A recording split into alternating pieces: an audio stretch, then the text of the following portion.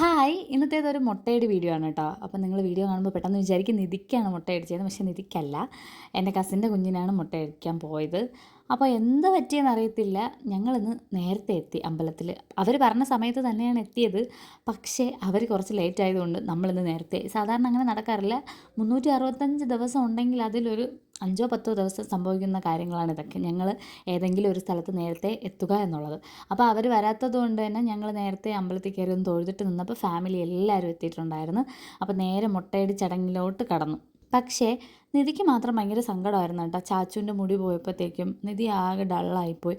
എന്താ ഈ പ്രോസസ്സ് ആദ്യമായിട്ടല്ലേ കാണുന്നത്. അപ്പോൾ അവൾക്ക് വലിയ ഒരു സന്തോഷമൊന്നും ഇല്ലായിരുന്നു. പിന്നെ അങ്ങോട്ട് മുഖത്ത് വീട്ടിൽ വന്നിട്ടും ഇത് തന്നെ പറഞ്ഞുകൊണ്ടിരുന്നു, ചാച്ചുവിൻ്റെ മുടി പോയി, ചാച്ചുവിൻ്റെ മുടി പോയി എന്ന് പറഞ്ഞുകൊണ്ടിരുന്നു. പിന്നെ അത് കഴിഞ്ഞ് വീണ്ടും നമ്മൾ ഒന്നുകൂടെ അമ്പലത്തിൽ കയറി. പിന്നെ കുഞ്ഞു പിള്ളേർ ഓടിക്കളിക്കുന്ന ടൈമായിരുന്നു. അത് കഴിഞ്ഞ് അമ്പലത്തിൽ നിന്ന് പായസമോ കിട്ടിയേട്ടോ. അതൊക്കെ കഴിച്ച് ആ സമയത്ത് നമ്മൾ വീഡിയോ എടുത്തില്ല. പിന്നെ ഞങ്ങൾ നേരെ തിരിച്ചിറങ്ങി. അപ്പോൾ ഞങ്ങൾ വന്നത് സ്റ്റെപ്പ് കയറിയാണ്. പക്ഷേ അവരെല്ലാവരും കാറിൽ മുകളിലാണ് വന്നത്.